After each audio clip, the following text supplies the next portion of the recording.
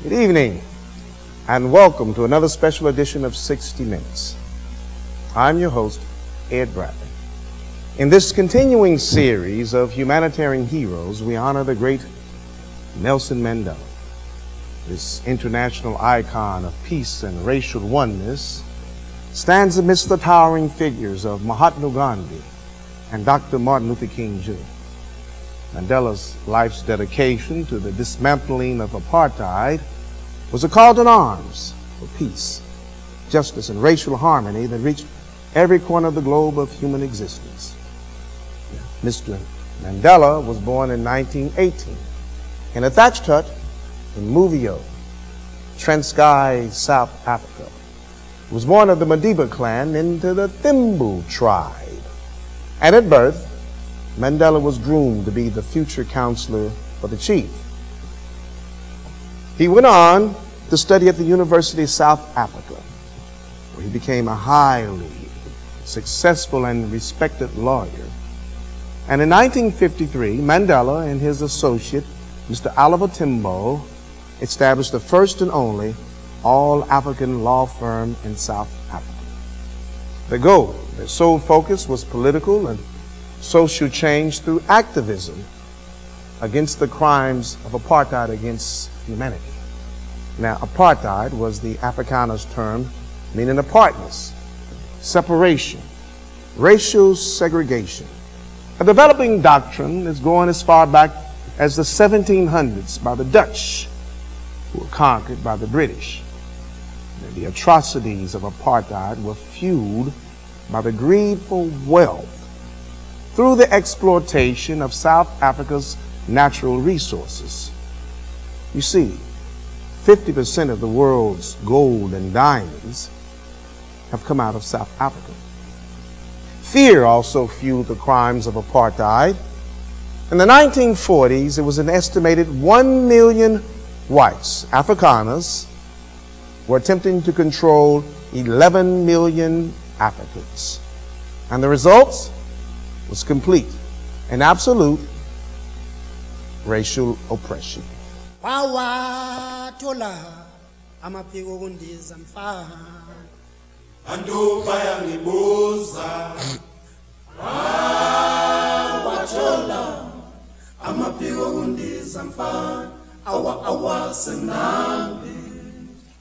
People keep on asking, where did you get the brains to fly abroad? You boys from Namibia. I will never forget that. It was in 1952, I was 34 years old, and we had just opened our law firm in Johannesburg, Mandela and Tambo.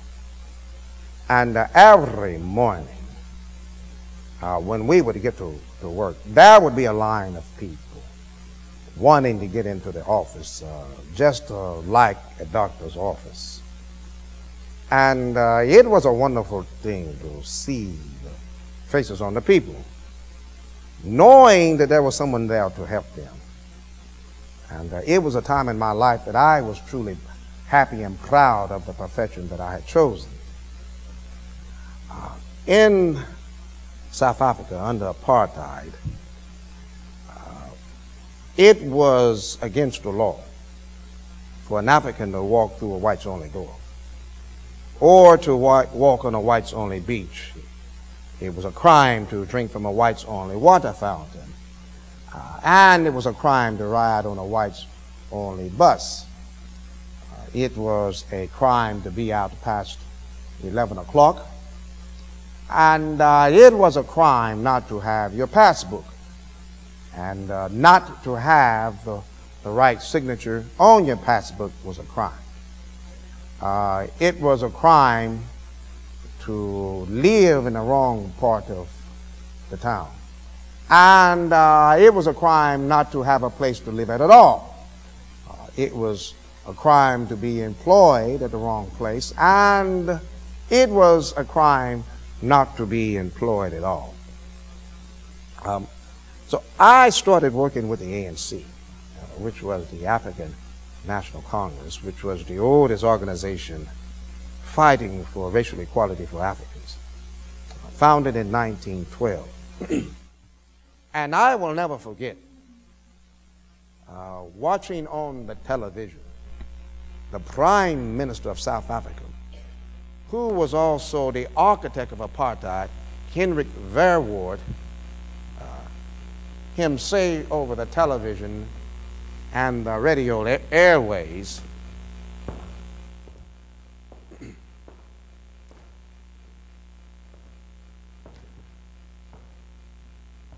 thank you. This policy, which Afrikaners word apartheid, I'm so afraid that it has been misunderstood so often. It can best be described as a policy of good neighborliness, accepting that there are differences, acknowledging these differences, and living together, aid one another, which is best done as good neighbors always do. Thank you.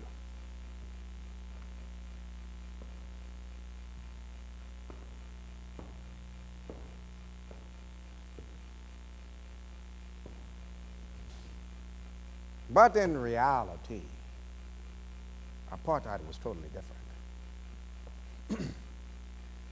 In 1955, the ANC launched what was called the Freedom Charter.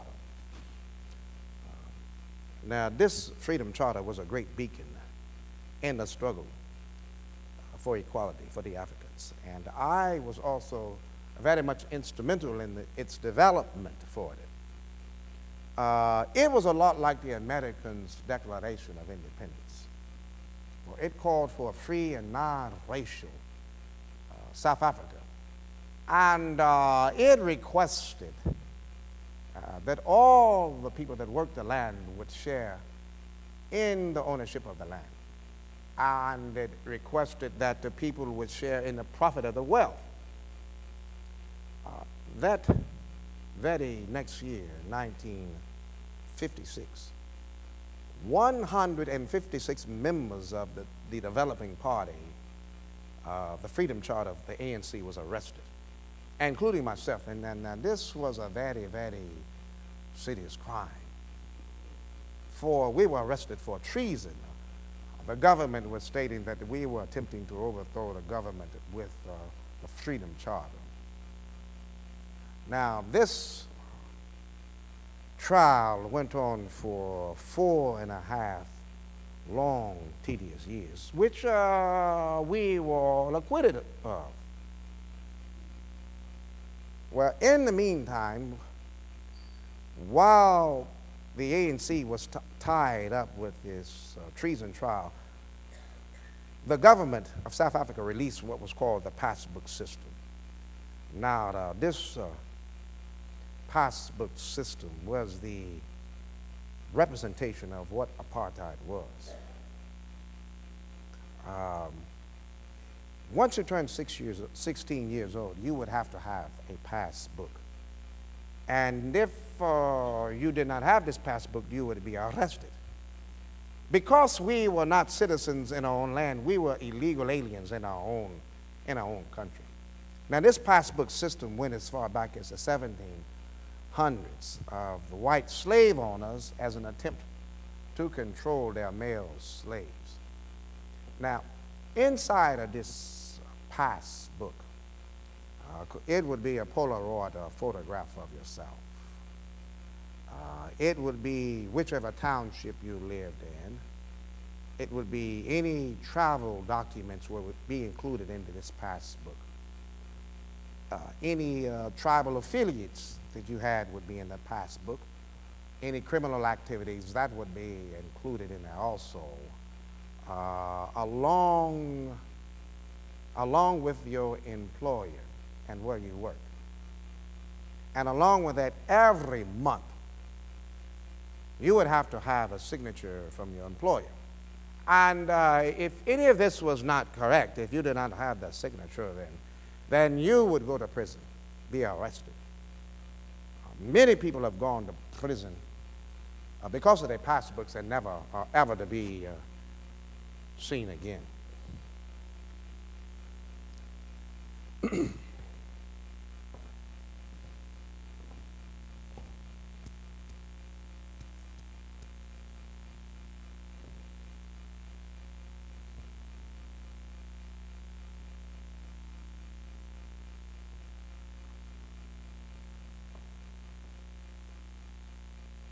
Young man, come over here. Come here.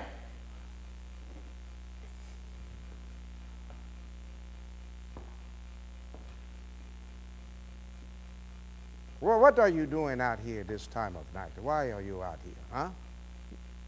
And what is your name, son? My name is Babajide Grillo Eshilo. I am coming home from work. This is where I live at, right over here. Okay. Let me see your passbook, Bajide, Baba, whatever your name is. Let me see.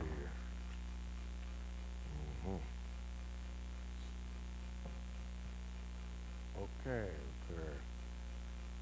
Bajide Ishilo Grillo. Okay, it says here that you are 35 years old, huh? Okay. And you live here in the township of Soweto. Okay. Let's see what else here. You work at Johannesburg Cleaning Service. Well, that is good. I'm glad that you have a good, decent job. That is good. Okay, let's check your signatures for the month's work. Let's see, April, you have signature here. March, signature. February, you have signature. Let's check for the January.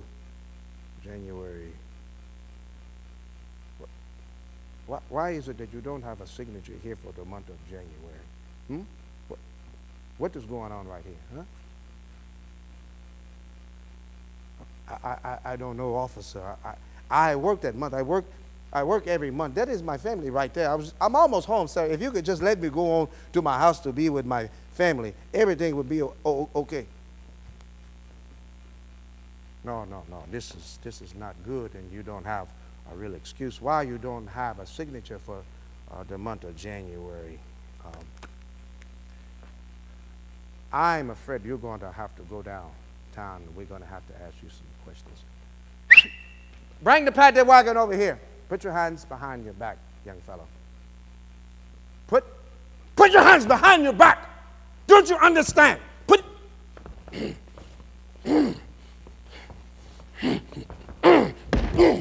your hands behind your back. Don't you know the regulations? You know the...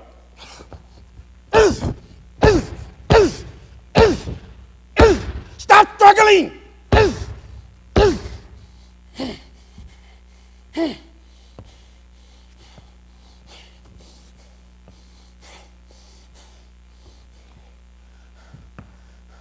Look at the mess that you have done out here tonight. All you had to do is cooperate with me. Get back into your shanties. You don't have anything to do with this going on over here. I will come over there and check your passports also. Get inside. Open the door. Raise up. Come on, boy. Open the door. Get in there. I did not plan on working this hard tonight.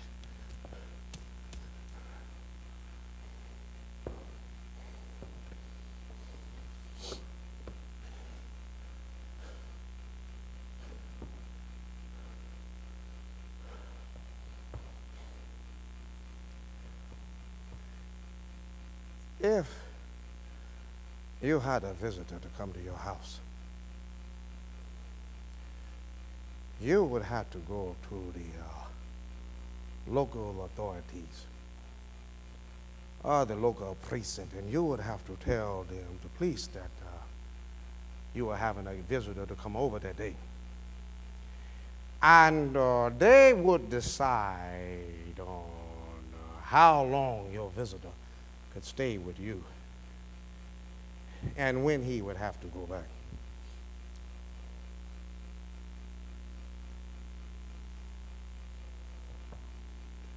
Come in, come in. Who is next? Come on. How are you doing, huh? Okay. What is your business? I am a very, very busy man here. Oh, okay. So you have a visitor coming to see you today, huh? Okay. Before we do anything, let me take a look at your passport. And here, you should fill out this piece of paper for the information that I need. Okay. Let's see. Your name Merculio, huh? Okay. Yes, yes. It looks like everything is in order. Let me have the information back from you. Okay. So you have Edwin that is coming. Now, what is Edwin to you, huh?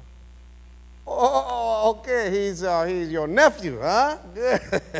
It's always good to have family come and see you. And okay, he's coming over today at 5 o'clock. Good, good, good. And let's see, he wants to stay until, wait a minute, he wants to stay till tomorrow? Huh? Well, why does he need to stay that long to see you? Huh? Because he's afraid he won't get back in time. No, that is okay, that is okay. If he gets here today at 5, and he's at the township of Alexandria, let's see, 5, 6, 7, 8, 9, 9:30, 9, 4.5 hours. That should be plenty of time for him. That way he could get back to his township. Yes, 4.5 hours. He come at 5 and leave at 4:30. That is going to be good. There you go. Have a good day.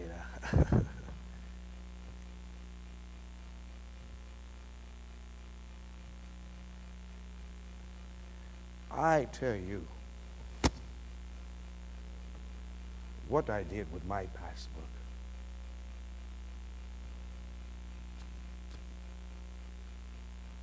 I took my passbook in front of the world to see, and I burnt it.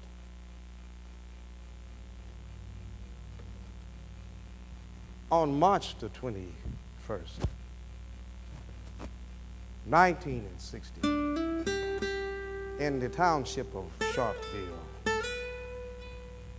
a total of 3,000 to 5,000 people gathered in demonstration of the passbook. Now, this was a peaceful demonstration.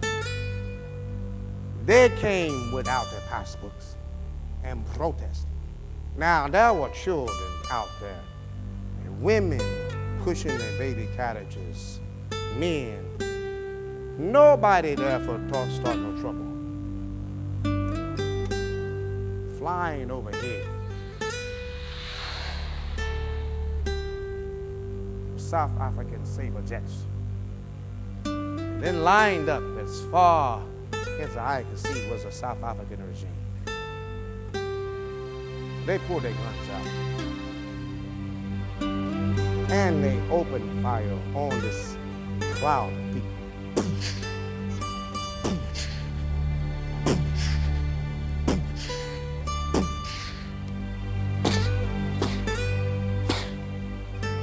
In less than 2 minutes, they had fired 1,300 rounds into the crowd of people. 69 people were killed. 8 of them are women and 10 children. 180 were wounded. Many people were shot in the back of their head from fleeing. This Sharpeville massacre was the turning point in the anti-apartheid movement.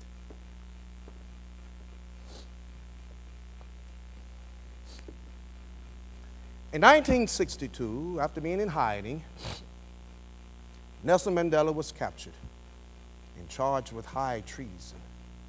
His trial was held at the Supreme Court in Pretoria, South Africa, It was entitled The Ravonian Trial, and his opening statement at the dock at his defense case lasted 4.5 hours. Mandela's final words would be immortalized in history. Because of his fight for equal rights for all Africans, Nelson Mandela was sentenced to life in prison April 1964.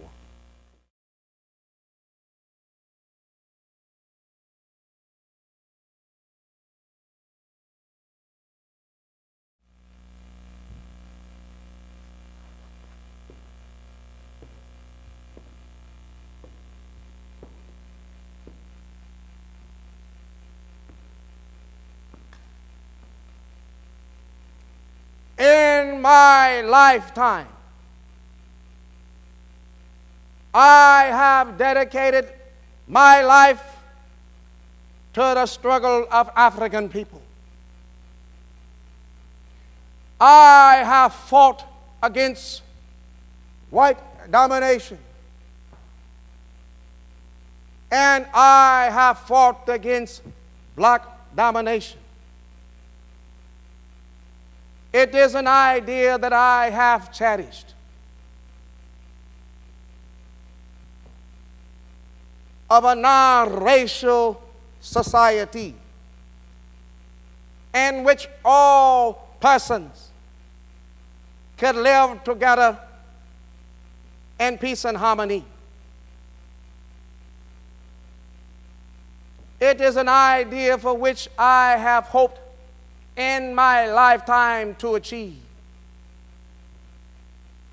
And if need be, it is an idea for which I am prepared to die.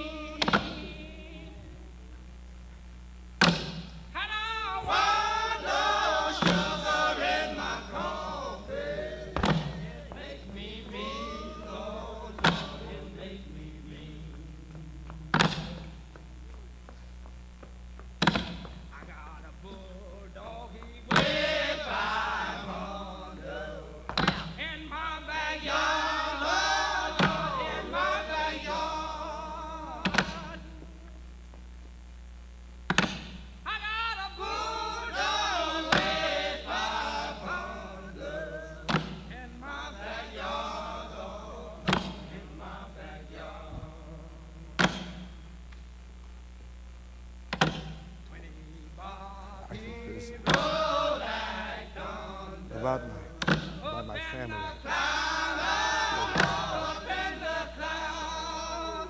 Stay strong, you gotta stay strong. I have to keep exercising my mind. Can't give up. Exercise.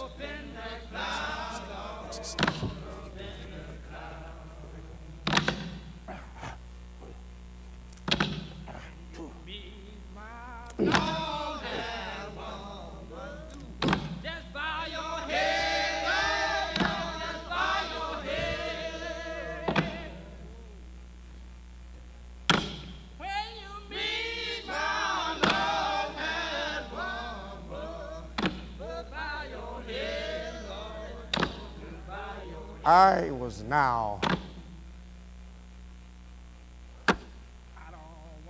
46 years old,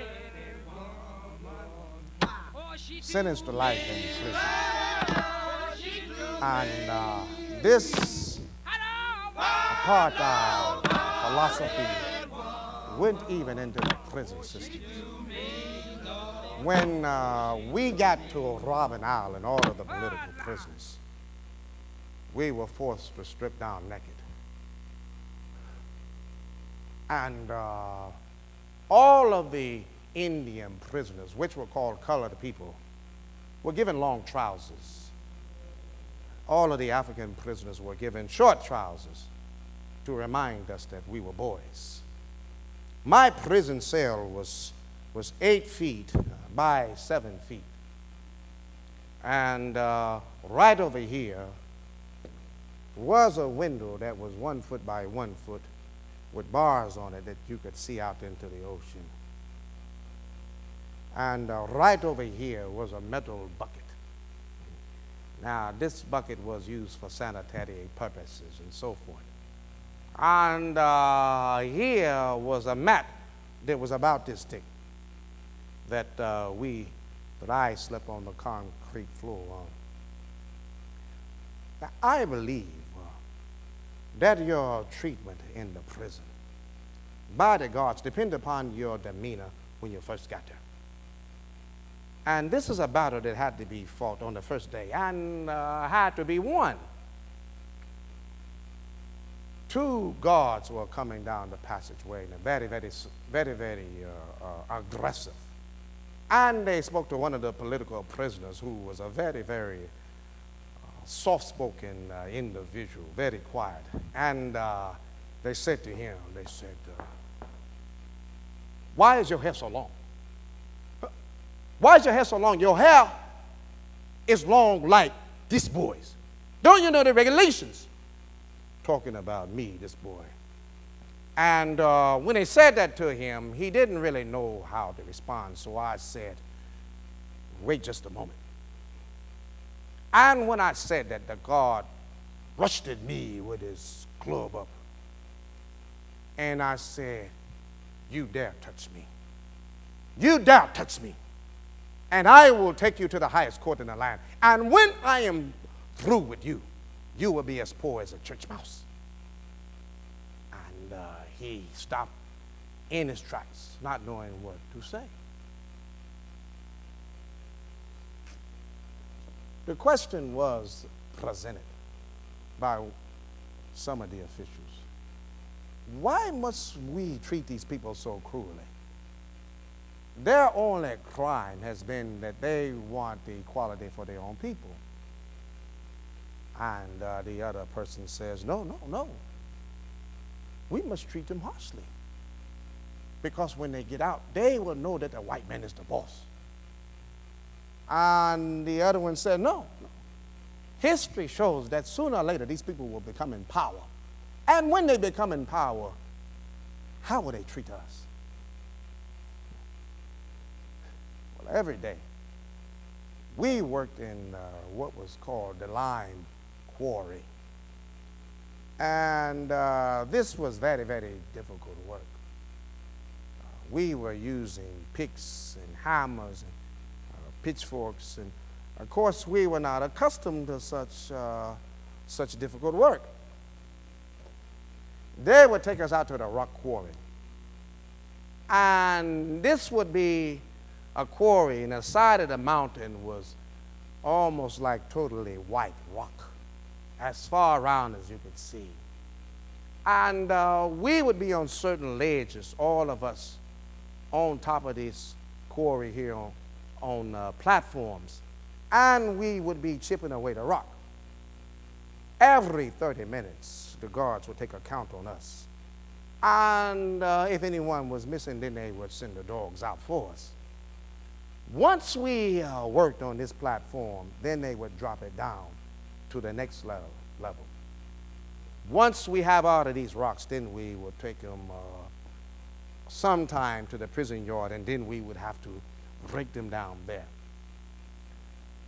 We would come in every day, and our hands were bleeding because we weren't used to such work. On one particular day, the commissioner of the prison journal came to us, and he had us all lined up, and he said, this hard labor that you all are doing, it won't last nothing but for another month or so, and then you will be given soft labor. And then he marched on off. This so-called hard labor lasted 13 years for us. Every morning, the prison officials would decide who they were going to punish today. And they would say, today we're going to punish so-and-so. we'll punish Maquito and Alexandria. And it didn't matter how hard we worked that day. We would be punished. They would say, Maquito, step forward up. Alexander, because you're refusing to work today, you will have to meet with the head of the prison. And people would be punished.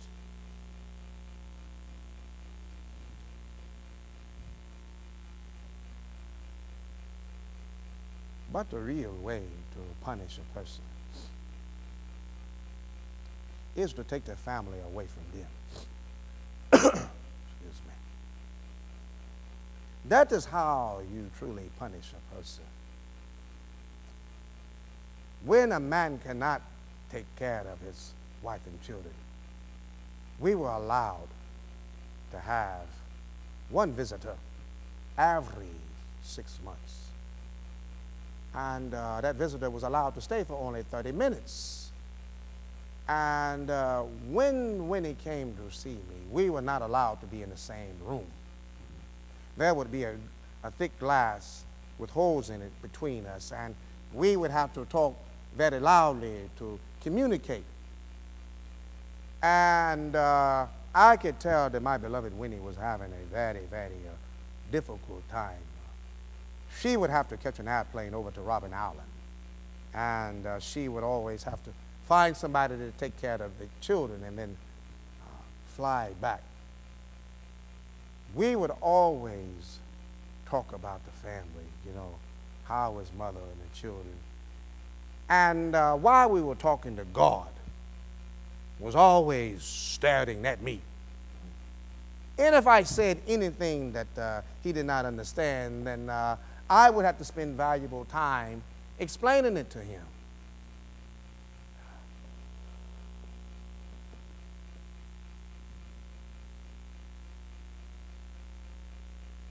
Yes, sir.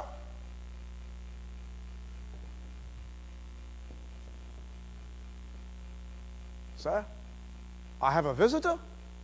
Oh, okay, a visitor. It is my wife, Winnie. Oh, yes, yes.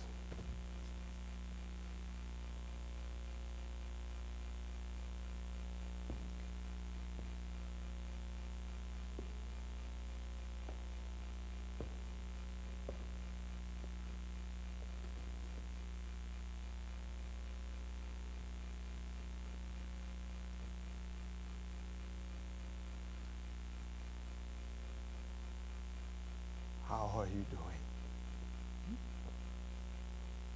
Oh, no, you look beautiful.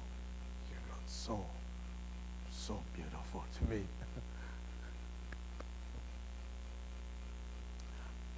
How is my mother doing? How is she doing? Oh, she's not doing so well, huh? Okay, well, let's see,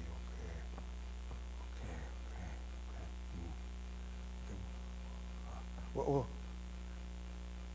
What about Littles and Dizzy? What? She's growing like a weed now, isn't she?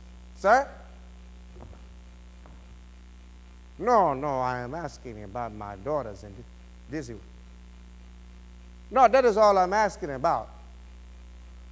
Officer, you can check my files. That is who. Yes, sir. Yes, sir. What about my boy? He's strong now, isn't he? Sir? My 30 minutes is up. No, she just got here. No, I haven't seen my wife in 6.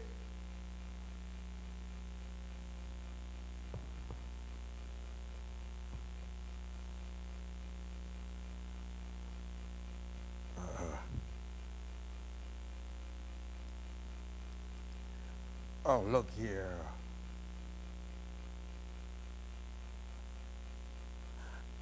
I have to go back to work right now. Mm-hmm. Yes. No, everything is gone. It's going to be fine. It's going to be fine.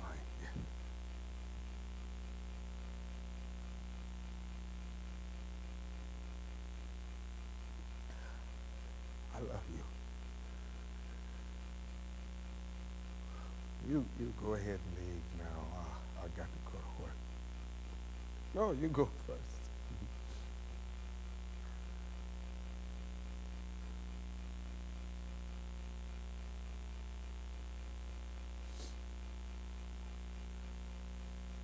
We never wanted the guards to know how sad we really were. I would come back to this place in the prison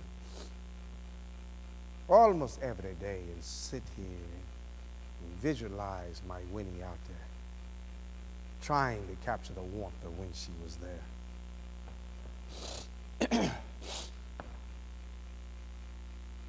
It would be another 2 years before I see her sitting there again in front of me.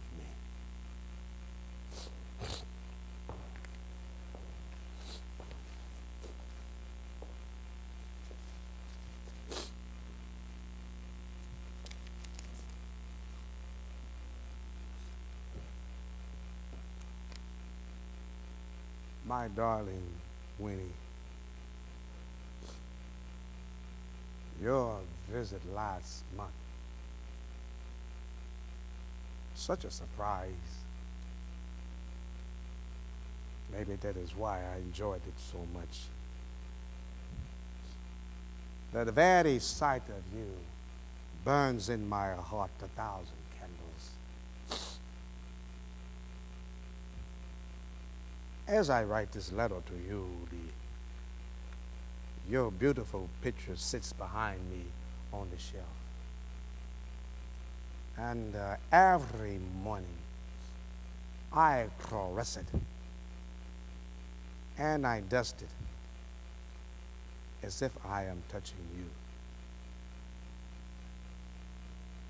Sometimes I rub my nose to your nose to give me the electrical current that we used to have in the old days. I love you so much, Winnie.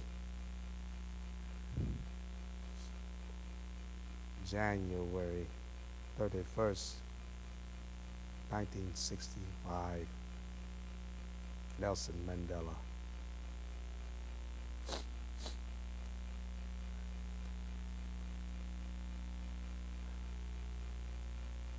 We were allowed to write a letter only once in every 6 months. And we were allowed to receive a letter only once in every 6 months. And when we received our letters, the warders they would edit the letter and they would see it first. And anything that they saw on the letter that they didn't understand or they didn't like, they would cut it out. Not ever being concerned with what was on the other side of the letter. When I got my letters, a lot of them will look like this.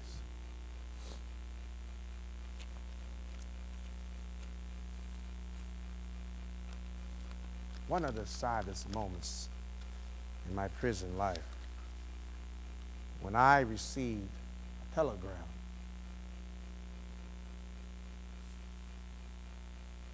and that telegram said that my mother had died.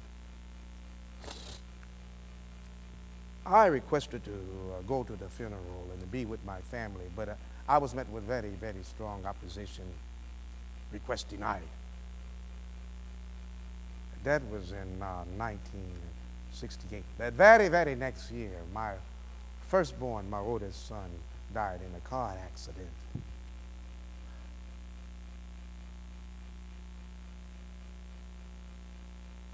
And I requested to go be with my family to say goodbye to my son. And that was met with request denied.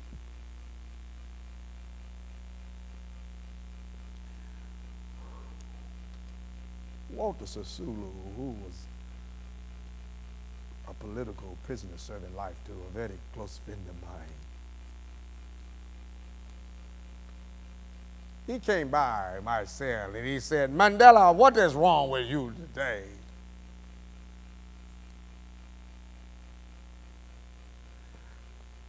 And I just handed him the letter, and he read it. I said, "My son is gone." And he held my hand, and I just cried.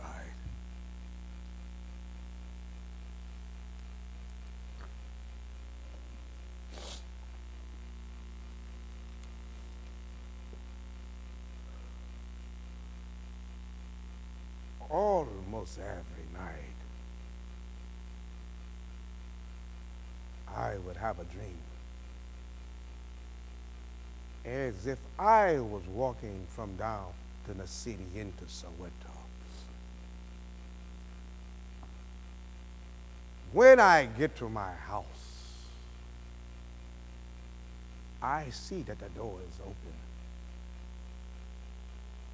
I go inside and I call for Winnie and the children.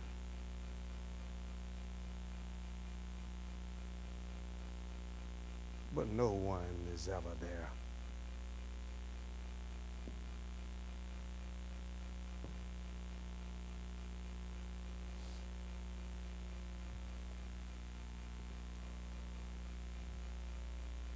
The years rolled on while I was in prison.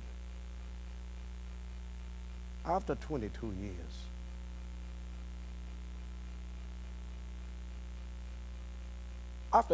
years, I was finally allowed to be in the same room with my wife and children.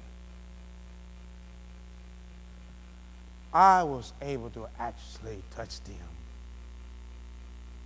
When I first went into prison, my little girls were 5 years old and 6 years old. Now they are 27 and are older. They are grown women now. I was not there to be with them when they have a bad dream, to tuck them in. I was not there to be there for their birthdays or when they're sick, to be with them and hold them out to read stories for them. I was not allowed to be there in any of that time. I was not allowed to be with Winnie when she needed somebody to go to the store and get some groceries for her. I had to hug her at night and let her know that everything's going to be all right. 22 years. And when that moment came, I held my family. I hardly didn't recognize my daughters. And the guard watched on while I held them.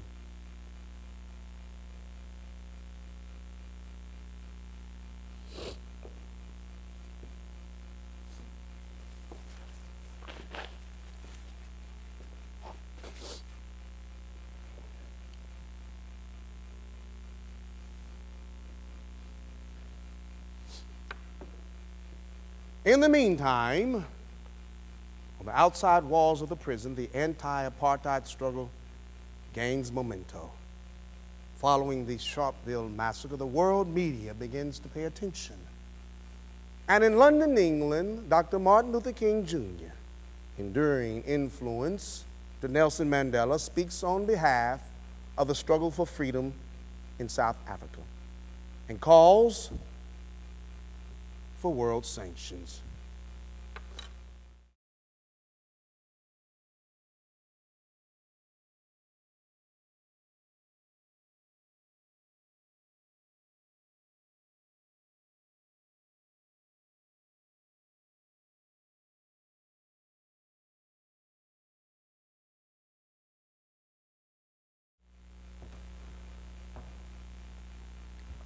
Thank you very kindly, my friends.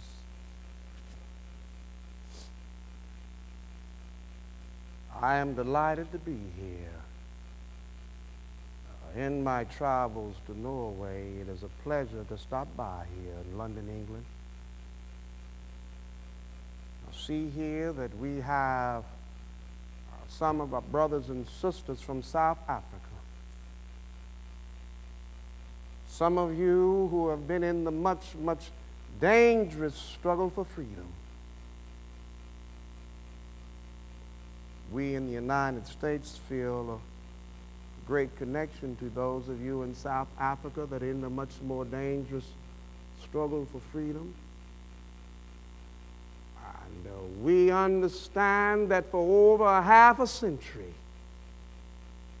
you all have used the tool of nonviolence to fight for freedom, and it has constantly met with increasing violence from the state. As the massacre in Sharpeville, even in Mississippi and Alabama, we can organize Negro votes, Negroes to vote. We can speak to the press. And we can even have nonviolent organizations reaching for freedom. But in South Africa, the mildest form of nonviolent action is met with years of imprisonment. Right now, wasting away in the notorious Robben Island are great South African leaders.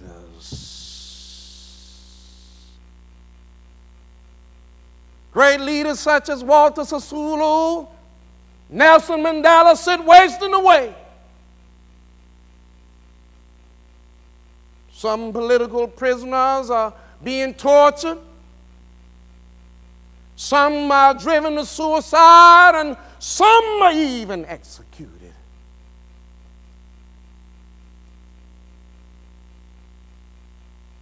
But I come by here today to let everybody know that we have the opportunity to partake in a nonviolent movement that can bring an end to the tyranny in South Africa. We can take part in global protests that would bring about sanctions. The people of the United Kingdom and United States refuse to buy the natural goods from South Africa. We could bring an end to apartheid. The people of the United Kingdom decided not to buy gold from South Africa. The people of America decided not to buy diamonds from South Africa, not to buy uranium from South Africa, not to buy oil from South Africa, not to buy natural goods from South Africa. Then the tyranny of apartheid would come to an end. Oh, if we decided. Protests against South Africa.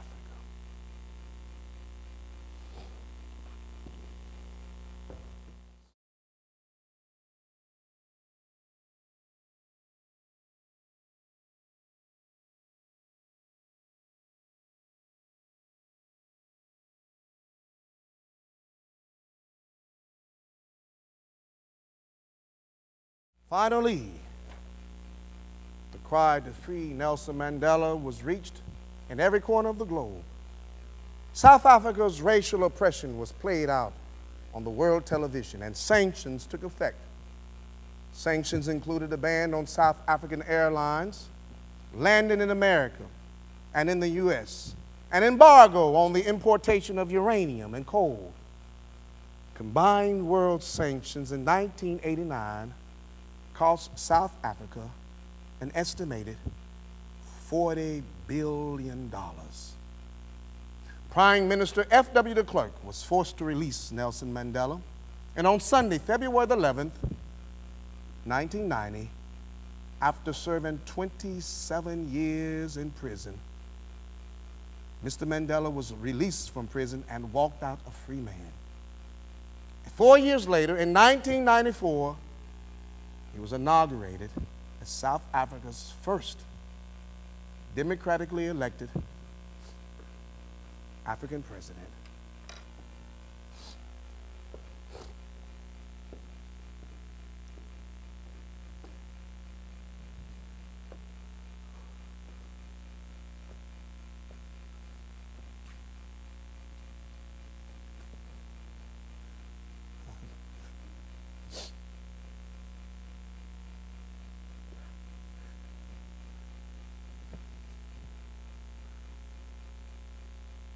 I'm tired now, Lord.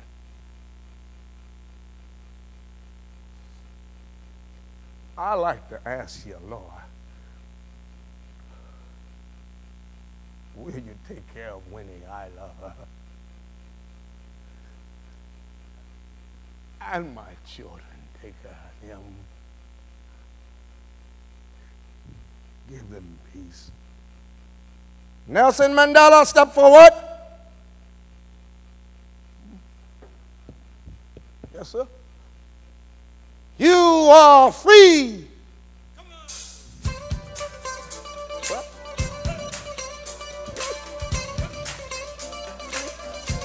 What?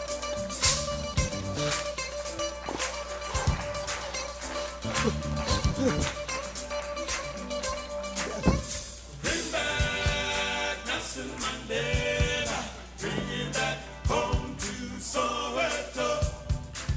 I want to see him walking down the streets of South Africa. Hey, tomorrow, bring back Nelson Mandela. Bring him back home to Soweto. I want to see him walking hand in hand with Winnie Mandela.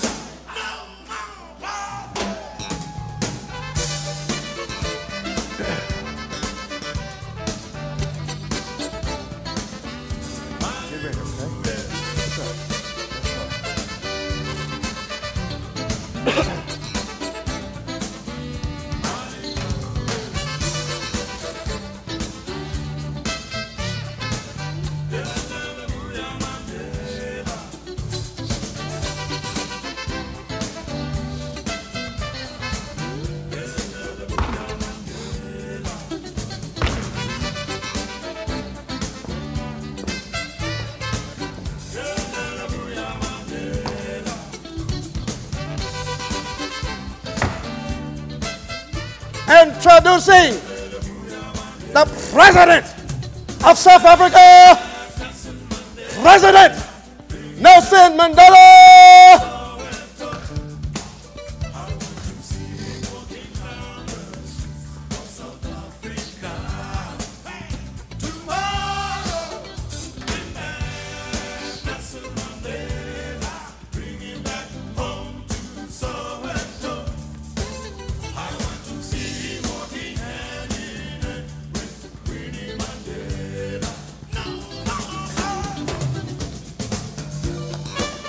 Your Majesties,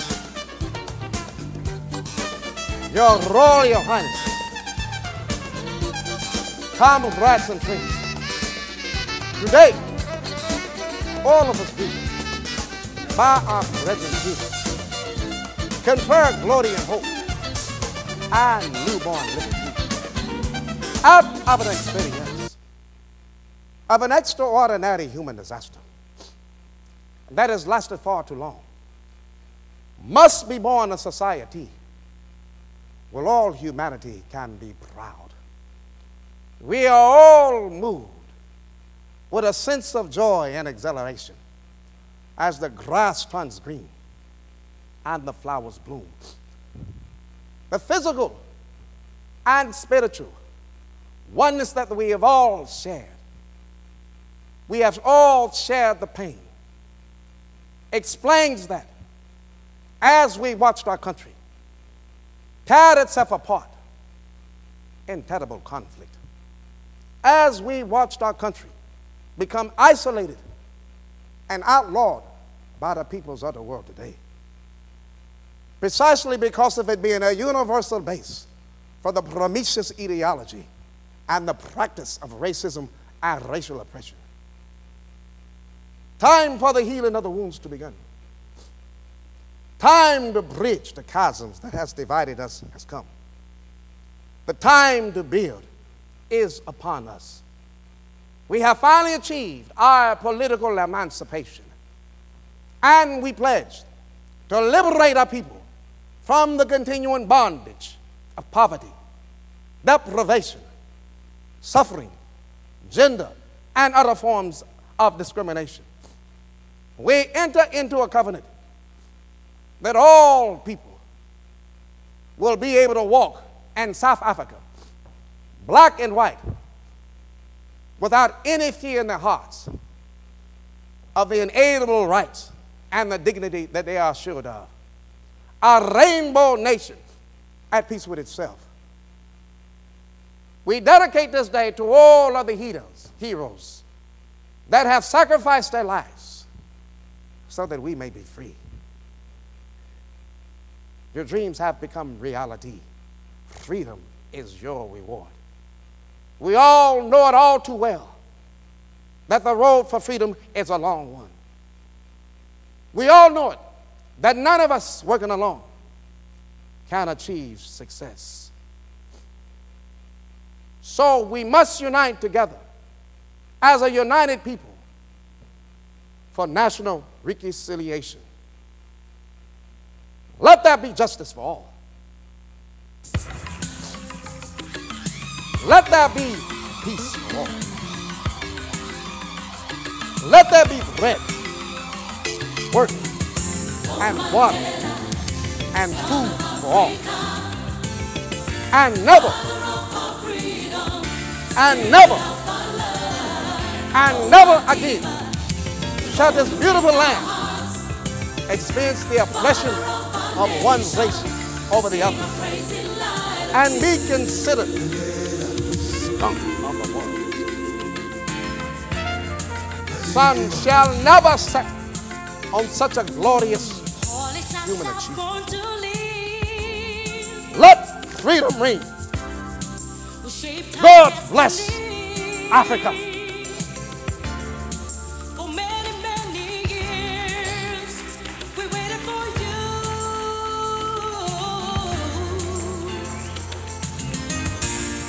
Your honesty for life,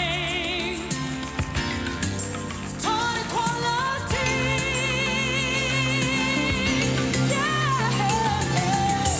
Oh, Mandela, son of Africa, father of our freedom.